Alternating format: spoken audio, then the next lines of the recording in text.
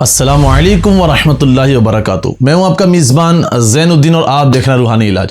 آج جو میں آپ کے سامنے سلسلہ لے کر آیا ہوں، یہ سلسلہ ہے آپ کے سوالات اور ہمارے جوابات۔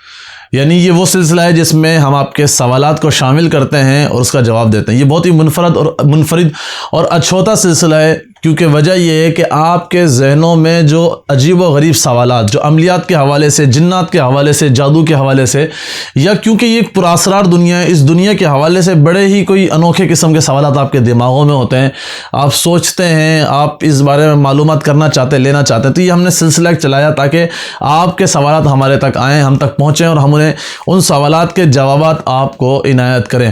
تو یہ سلسلہ جو ہے وہ آپ کے سوالات اور جوابات پر مشتمل ہے۔ تو اس میں ہم دوبارہ سے ایک جو ہے وہ سوال کو شامل کریں گے۔ تو اس سے پہلے کہ ہم سوال کو شامل کریں، آپ ہمارے چینل کو سبسکرائب کریں اور بیل آئیکن کو پریس کرنا نہ بھولیں تاکہ ہر نئی آنے والی ویڈیو آپ تک پہنچ سکے۔ السلام علیکم جناب، میرا سوال آپ سے یہ ہے کہ یہ جو عامل حضرات ہوتے ہیں، یہ اپنی یعنی جگہ جو ان کی منتخب ہوتی ہے وہاں پہ یہ جو ہے مطلب کام کے حوالے سے بلاتے ہیں، تو مطلب یعنی کہ آپ ہماری جگہ پہ آؤ تو ہی کام ہوگا ورنہ نہیں ہوگا وغیرہ وغیرہ، اس طرح کی باتیں کرتے ہیں۔ تو کیا یہ باتیں جو ہوتی ہیں تو یہ کوئی حقیقت پہ مبنی ہوتی ہیں یا صرف ڈھونگ ہوتا ہے، یعنی سامنے والے کو بیوقوف بنانے کے لیے نا؟ تو اگر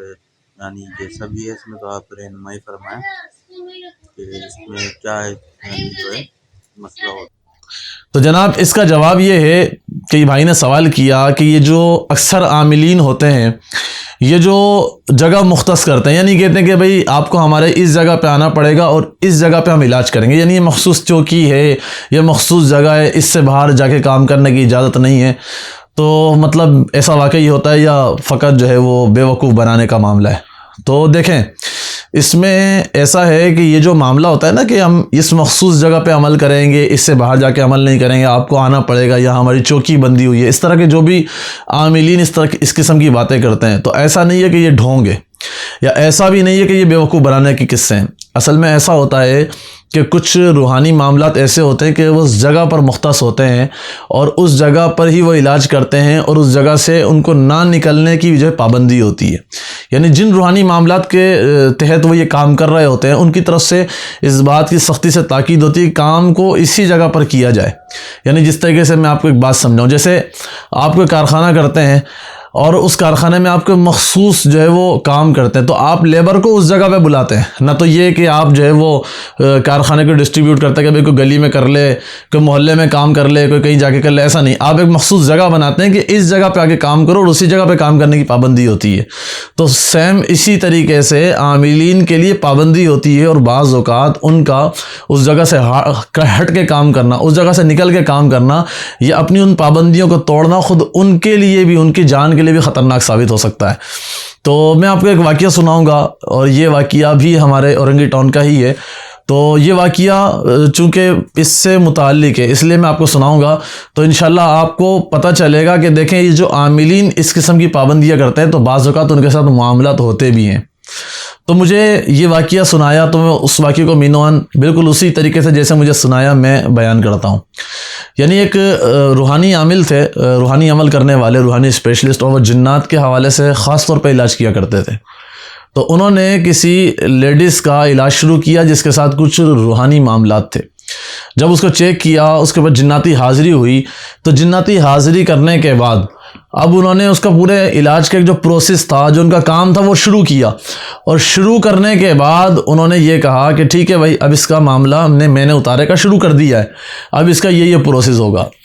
اور آپ کو اتنے دن آنا پڑے گا یا اتنے دن آپ کو لانا پڑے گا، تو میں اس کا اتارا کروں گا، انشاءاللہ آپ کو اس معاملے سے نجات مل جائے گی۔ تو ہوا کچھ یوں کہ گھر پہ جانے کے بعد اس بچی کی طبیعت بگڑ گئی، اور کچھ اس طریقے سے بگڑی کہ وہ اس طرح قابو سے باہر ہوئی کہ گھر کے کئی افراد مل کر اس بچی کو سنبھالنے کی کوشش کرتے مگر وہ بچی کسی کے کنٹرول میں، کسی کے قابو میں نہیں آتی تھی۔ اب ان عامل کے پاس آئے، کہنے لگے کہ حضرت وہ بچی کی طبیعت تو بہت زیادہ خراب ہو گئی ہے، تو آپ ذرا چل لیں۔ تو انہوں نے بالکل وہی بات کی جو آپ کے موضوع کے متعلق ہے کہ مجھے اپنی اس جگہ سے باہر جا کے کام کرنے کی قطعاً اجازت نہیں اور میں کام کر ہی نہیں سکتا۔ تو گھر والوں نے جو ہے وہ بہت ان کے ساتھ منت سماجت کی کہ بھئی آپ آ جائیں. انہوں نے کہا میری چوکی ہے اس جگہ پر اور میں اس چوکی سے ہٹ کے کام نہیں کر سکتا, یہ مجھ پہ پابندی ہے, آپ سمجھیں, یہ میری مجبوری سمجھیں, کچھ بھی آپ بچی کو کسی بھی طریقے سے لے آئیں. گھر والوں نے کوشش کی لانے کی, لیکن اس کی کنڈیشن اتنی خراب تھی, وہ اتنی بھپری ہوئی تھی, جو چیز اس پہ حاضر تھی اس نے اتنا توڑ پھوڑ کا معاملہ اور اتنا شور شرابہ کیا ہوا تھا, وہ نہیں لا سکے. یہاں تک کہ مجبور ہو کر آخر کار انہوں نے اس عامل کے پاؤں پکڑ لیے اور کہا کہ ہم بڑے ہو کر آپ کے پاؤں پکڑتے ہیں, آپ کے پیر پڑتے ہیں کہ خدا کے واسطے ہماری بچی کی تکلیف میں ہے, آپ اس تکلیف سے ہمیں نکالیں. جب وہ معاملہ یہاں تک پہنچا تو ان کے دل میں رحم آیا, اور رحم آنے کی وجہ سے انہوں نے کیا کیا کہ وہ اپنے اس مخصوص جگہ سے جہاں وہ علاج کیا کرتے تھے وہاں سے نکلے اور اس بچی کے گھر پہ, اس لڑکی کے گھر پر پہنچے. تو علاج انہوں نے جب وہاں پر کیا تو وہاں انہوں نے جو بھی ایک اپنا عمل کیا, جو ان کا طریقہ کار ہوگا, اس طریقہ کار کو انہوں نے کیا. طریقہ کار کرنے کے بعد اس لڑکی کی کنڈیشن صحیح ہو گئی, اور صحیح ہونے سے مراد یہ ہے کہ وہ ایسے ہو گئی جیسے کچھ تھا ہی نہیں. پھر اس کے بعد وہ وہاں سے نکلے اور وہاں سے نکل کر وہ اس گھر سے اپنے گھر کی طرف کو یا اپنے آستانے کی طرف جانے لگے. تو بتایا جاتا ہے کہ جب وہ راستے سے گزر رہے تھے تو راستے سے گزرتے ہوئے ایسا ہوا کہ ایک درخت کے نیچے سے گزر رہے تھے, ان کے سر پر ایک بڑے سائز کا ایک بہت بڑا جو ہے وہ پتھر, جیسے پہاڑوں میں جو پتھر ہوتے ہیں اس طرح کا پتھر ان کے سر پہ آ کے گرا, یہاں تک کہ ان کا سر زمین پر بالکل کچل گیا, یعنی جیسے کسی نے جو نا وہ بالکل کچل دیا اس سر کو. ان کی یہ حالت ہو گئی اور وہ اس جو ہے وہ ثانیہ میں انتقال کر گئے. اب ایک سوال یہ آتا تھا کہ بھئی کیسے ہو سکتا ہے کہ اتنا بڑا پتھر, نہ تو کوئی پہاڑ ہے نہ کوئی ایسی جگہ ہے,